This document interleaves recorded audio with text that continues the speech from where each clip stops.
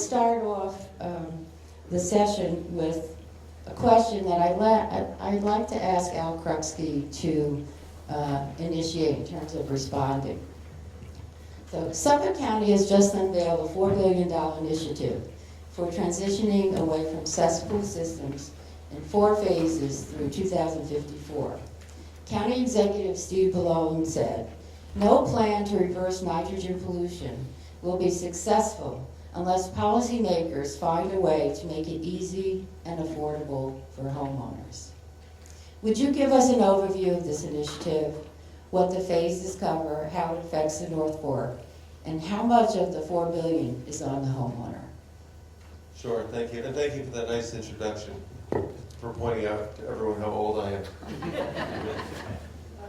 So, and I will go back to the beginning, and Glenn's a trustee, so he's going to understand what I'm talking about. So when I started as a trustee, the first year, 1986, there was an application to put in a house on a creek, on East Creek, and the cesspool was going to be installed 30 feet from the creek.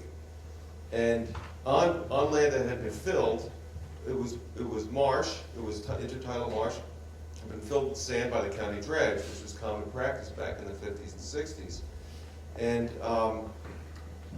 And so as trustees, we were very concerned because we really knew if you put that cesspool in 30 feet from the wetlands and from the surface water, where's that waste going to go? It's going to go directly into the creek very quickly, very short amount of time. And I went up to the Board of Health, and actually they had a review process and actually successfully fought that installation and approval of that system, because it was really painfully obvious to us back then, and I'm sure Glenn can talk about it now, how quickly that waste impacts our surface water. So I have a long history with really understanding that. So from there till now, nothing much happened, right? It was still kind of business as usual with the same sort of wastewater treatment on Long Island, in Suffolk County, I should say. And Justin can speak to some of the nuts and bolts of how the systems have changed and been upgraded somewhat, but the waste still flows directly into our groundwater, which flows directly into our bay and creeks. So there was County Executive Ballone started an initiative for clean water, and one of the big focuses was wastewater treatment. And as we know, if you sewer the area, there's a lot of problems associated with sewers. One, of course, is all the development that comes with the sewer system, because now you've got increased density that just follows after the sewer system. And the other one is a lot of the sewers that are currently operating in Suffolk County and Nassau County, they pump their treated wastewater into the ocean, into the surface waters.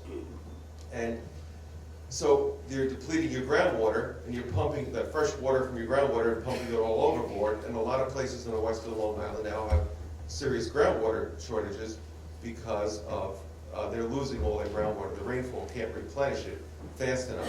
It's a very big concern. So it's not just about water quality, it's about water quantity at some point. So there was the health department of Suffolk County, and Suffolk County Planning and Economic Development started this Article 19 process. And they went around the Northeast, and Justin can talk about this, looking at different states and different systems of treating on a homeowner basis wastewater. And one thing that I insisted on, and I have a very good partner on the South Fork, Legislator Fleming, is that you have to involve the local towns. We've got very good representation locally in the East End towns. They're very interested in water quality because Peconic Bay is so important to us that we've got to include representation by the towns throughout this process. And then at the end of it, and they did, to the Health Department and Planning's credit, they did include the towns. And I have to give a big shout out to Southold Town, because they really were very good participating in these meetings from the beginning and helping to shape the policy of wastewater treatment. And it's because it's in their benefit to know what's happening, and it's their benefit to make it work for the East End. So at the end of the Article 19 process, I made sure that there was something inserted in there that would say that because you're treating to the wastewater to the higher level, you shouldn't necessarily increase density. Because with sewers comes increased density and more building and more traffic, etc. With these individual wastewater systems, we wanted to make sure that this wasn't going to happen also. And so that was, and there was a little bit of a struggle there, but that was put in to the Article 19 that this is not intended to increase density as a protection to the towns who, and Councilman Ruland's here, I guess representing Southold, and so that gives them help with a protection on their zoning. So right now there's an Article 5 and 6 wastewater working group that's been going on. I've been involved with that for about 3 years, Justin.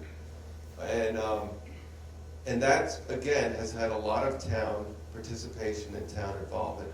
And that's been really, really important.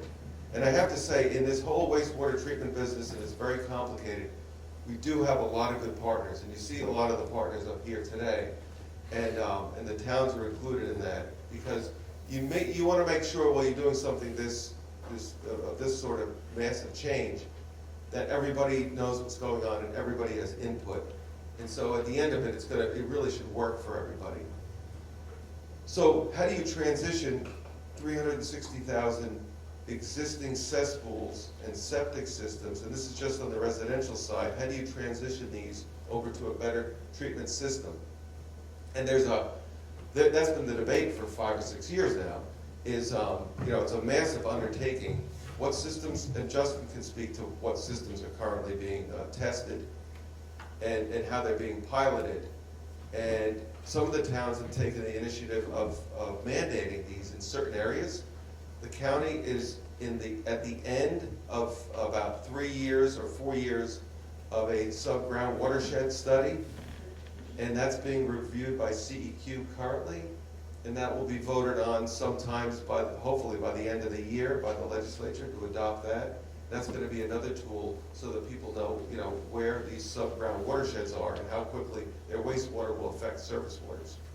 So the county's been proactive with these pilots. There's also, the big focus has been on nitrogen, but there's a lot of other impactful things that go down the drain. You think about all the healthcare products, all the personal care products that go down the drain, those things will all have an impact on our natural environment eventually also. And so how can these systems, and I know the health department is testing for some of these to see the different treatment levels of everything else that goes down the drain. That's a great concern. We've got a scallop population we were just talking about that's making a resurgence. We want to make sure that we don't mess this up. So this is a kind of an evolving process of wastewater treatment. I'm not sure where the $4 billion came from, but the county did, and I sit on the Suffolk County Sewer Infrastructure Committee, and so that's been charged with, and it's really not me so much, I sit on the committee, but Suffolk County Planning and DPW and the Health Department have come up with a structure on how to fund these new systems. So initially the county put $2 million in to help as a grant and loan program. So we had the legal structure in place to help people. If somebody, and upon failure, it means you're pumping so many times. Well, and if you're pumping your cesspool out so many times a year, at some point economically, it's a lot better to repair it or replace it with a system that functions properly. It's going to pay for itself very shortly.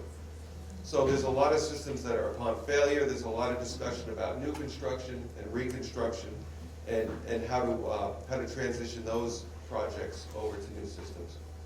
Because Suffolk County had a system of infrastructure in place to use that $2 million grant and loan program, New York State, thank you to every elected official in New York State, they contributed $10.5 million. There was I think $15 million pot of money for clean water, and Suffolk County got $10.5 million because we had the infrastructure in place and were able to use it and help people transition. One thing that we're talking about the new alternative systems for wastewater treatment. The county has to take into account Southold's effort at land preservation. because looking at priority areas and looking at, and Justin can talk about this better than I can, about mass loading. So you've got areas that are going to impact, if you change systems out that are really going to significantly impact our groundwater and our surface water. There's other areas, if you continue with your land preservation efforts, you're not going to be putting systems in, and you're just not going to have that mass loading of wastewater into that sub-watershed. So that's something that I think has to be factored into where these systems are going to, no matter who pays for them, where they're going to have it, make a real difference. You're going to be able to quantify a difference, because that's what you want to do. You want to quantify a difference. You don't want to just go through this exercise. How are they going to be paid for? That's going to be a really big discussion in a really diverse county. Don't forget, there's 2 legislators representing geographically half of the county, and 16 legislators representing the other half of the county. So there's a wide difference in what's important and what money is raised and where that money's spent. So, you know, that's to be continued.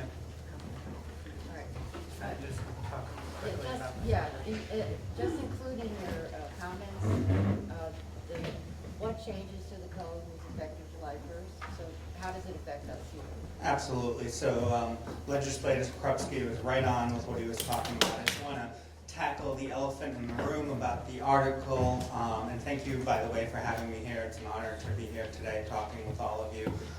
But the article and the $4 billion, that's the first thing everybody reads, right? $4 billion jumps out at you. So what I want to stress is that the Subwatersheds Wastewater Plan is a scientific study that's providing a blueprint based on real water quality, collected data and analysis of that data to show the declining trends in water quality throughout Suffolk County. There's 191 water bodies that were looked at, and the subwatersheds for those plans were looked at, and then they were aggregated into ranking areas for improvement. The $4 billion cost is not accurate. I want to throw out there right away initially, the 35-year project, $2 billion is what is needed to fund a grant program to allow to fund these upgrades. Now, these upgrades do not include new construction or property transfer, which are some of the recommendations the legislature and elected officials are going to have to grapple with. This is a scientific-based study. It is not a plan. It's not a policy. Any policy that comes out of this has to go before the Suffolk County Legislature and the Board of Health. I just want to stress that. Program has been designed, the county executive has been adamant that we can't put the burden or the onus of these upgrades financially on the homeowners. There has to be a reoccurring revenue source. That's something that we're looking into, and that's what the plan was pointing out. Different ways for a recurring revenue source. The goal would be $65 million a year. We're currently receiving $12 million a year, $2 million from the county, $10 million from the state. There are 4 phases of this.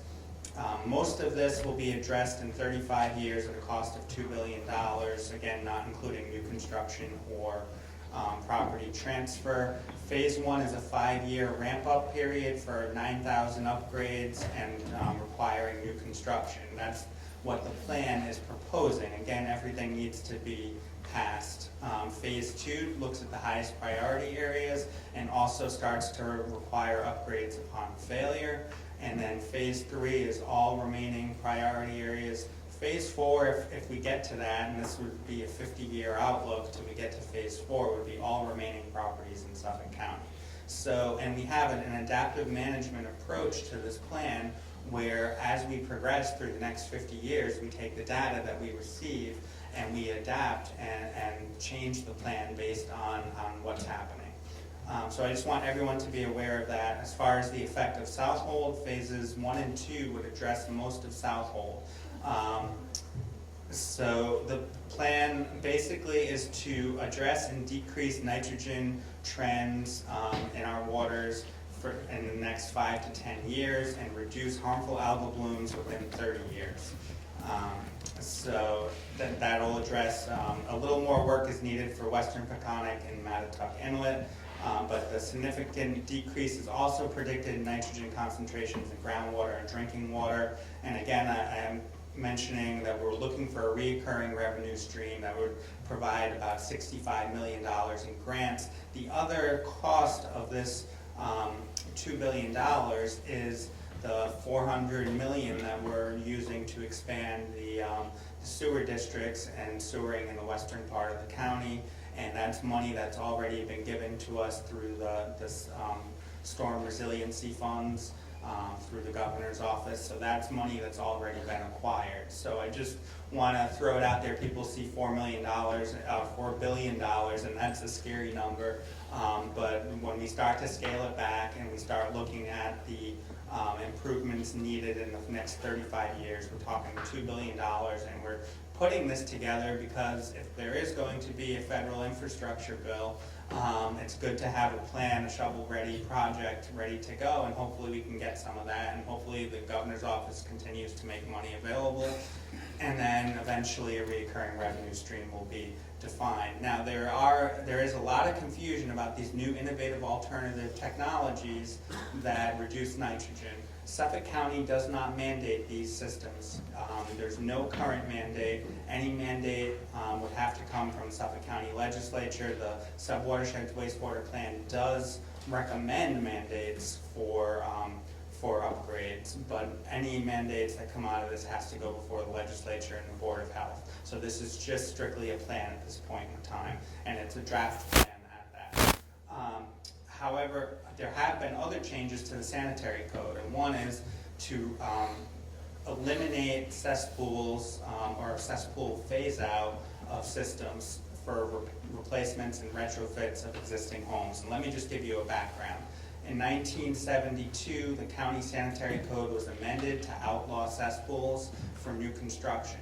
There was a loophole where people who had existing cesspools and pre-existing homes could replace their cesspool with another cesspool. A cesspool is essentially, for the purpose of this discussion, is a hole in the ground made out of brick, block, something substandard that receives wastewater directly from the house.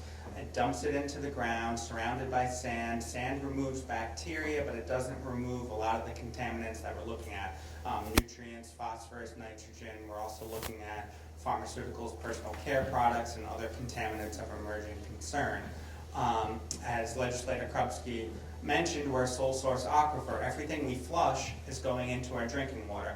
It's good because we have drinking water recharge. It's bad because there are some of these chemicals getting into our drinking water. So what the sanitary code did, there's a change in 2017 that effective July 1st, 2019, you can no longer, on an existing home, replace a cesspool, replace a hole in the ground or an injection well, which is essentially what a cesspool is, with another hole in the ground.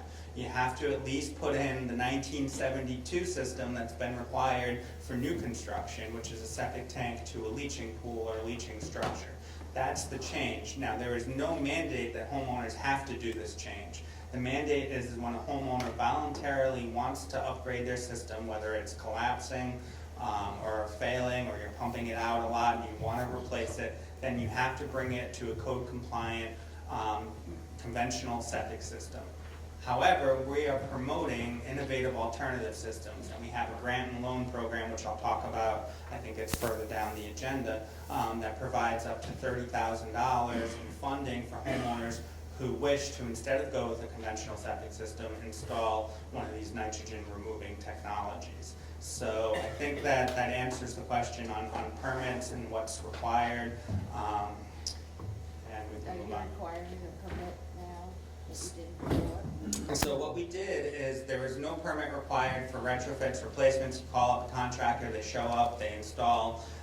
There's no quality control over what you're getting from the contractor. There's contractor prices varied all over the place. What we did is the law requires a permit. What we have is a streamlined approval process we developed through our own county IT staff, who has been so great to work with, developed a portal for contractors to log in, what they're doing, put a sketch of what they're proposing. Within 2 hours, we're turning around, giving them okay to proceed.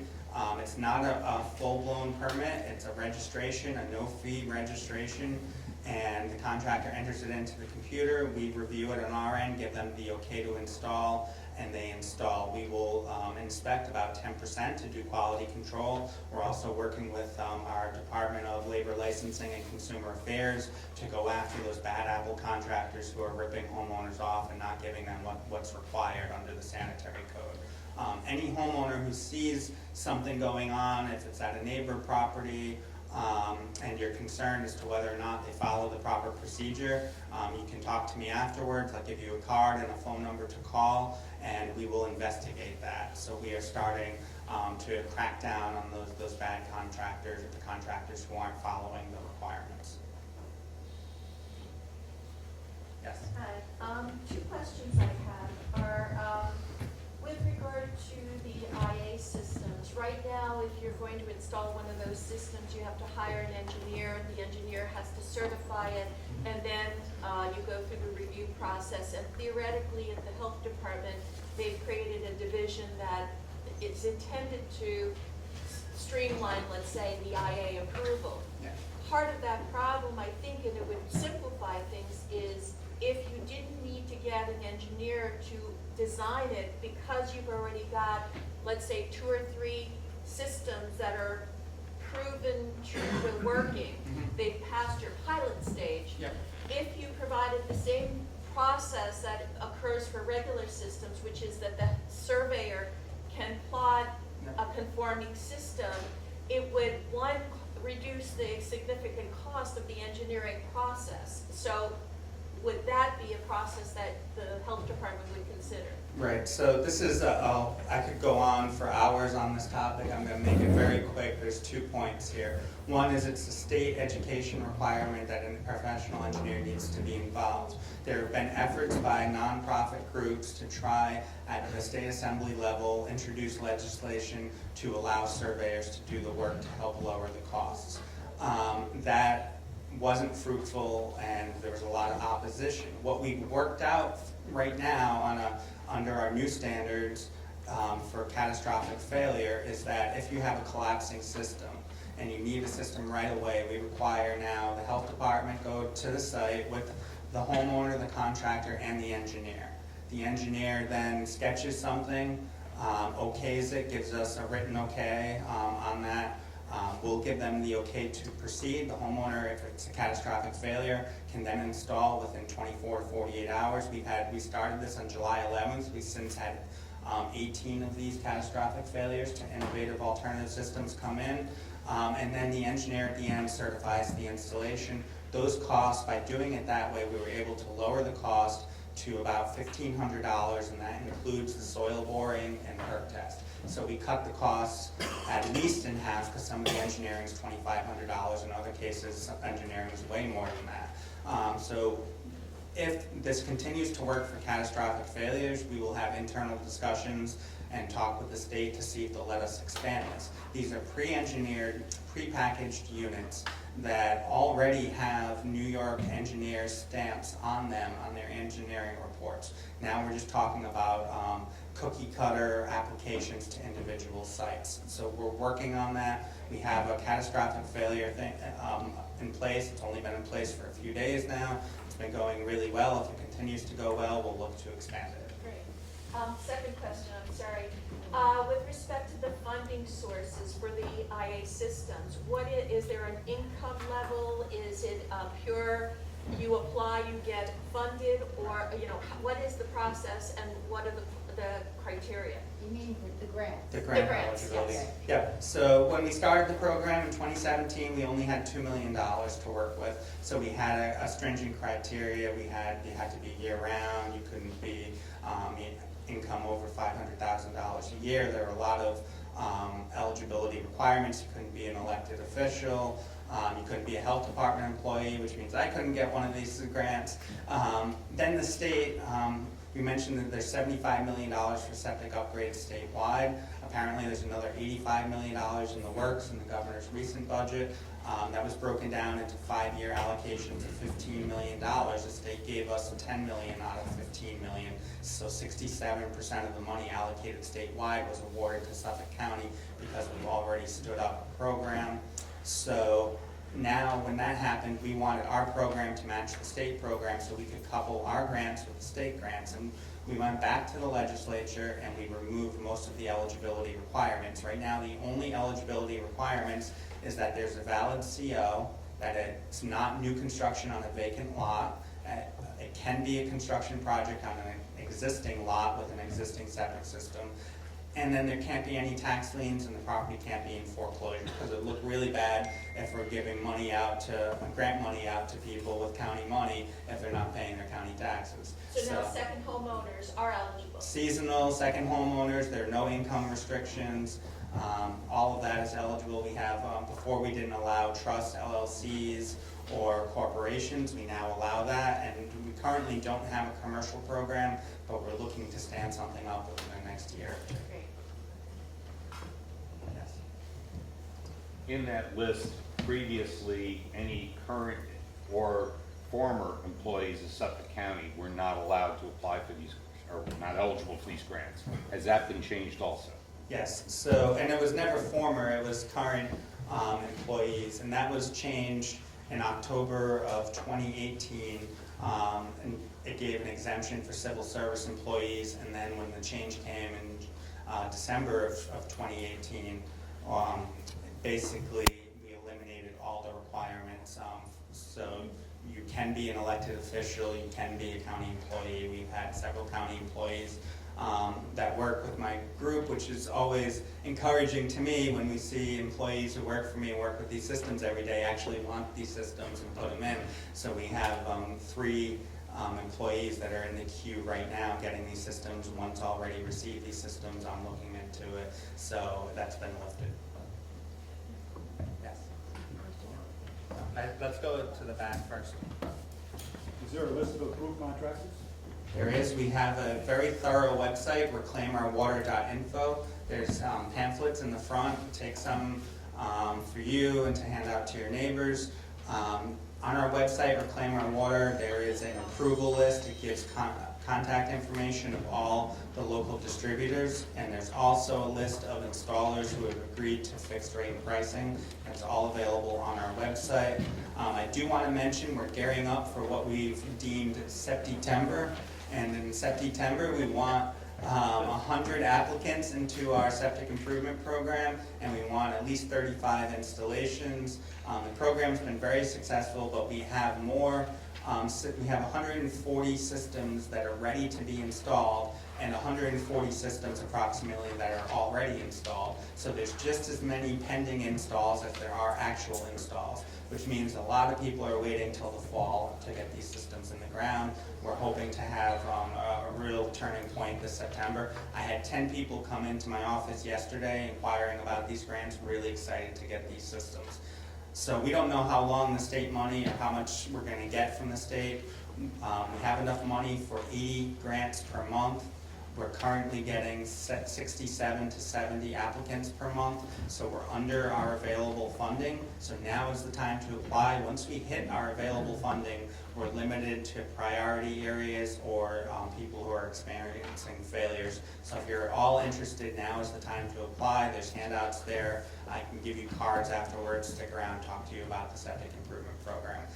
We also have a low-interest loan program, so we have up to $20,000 available in grants from the county, $10,000 available in grants from New York State, and then $10,000 low-interest loan through Community Development Corporation of Long Island. So that's up to $40,000.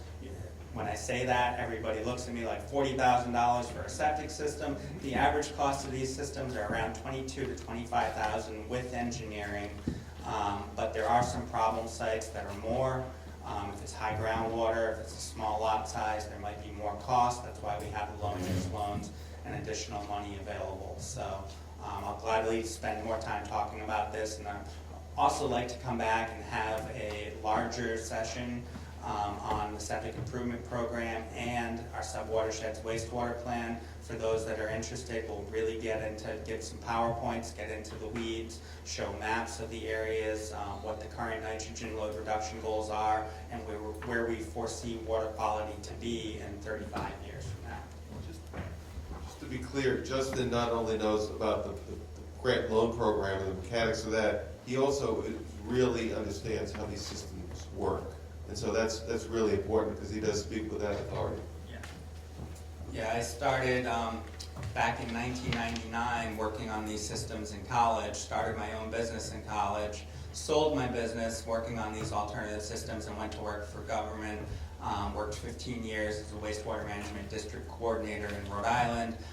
Suffolk County came out, they toured what we were doing, and they kind of recruited me. Sarah Lansdale in planning was very persistent, and Legislator Krupski was always very supportive. So I've been out here almost 5 years now, and I'm pretty happy here. It was a great decision, and glad to help all of you and answer any questions you have.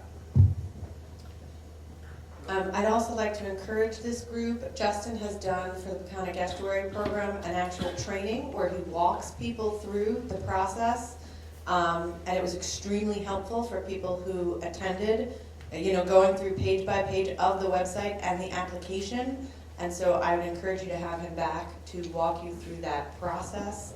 People left with a lot more knowledge than they came in. All right, we do plan to have Justin back. This is good commercial. I think it's the October session, and to get into more depth on this issue. So thank you. We're going to move on to the next subject, fighting erosion and the creation. Pardon me?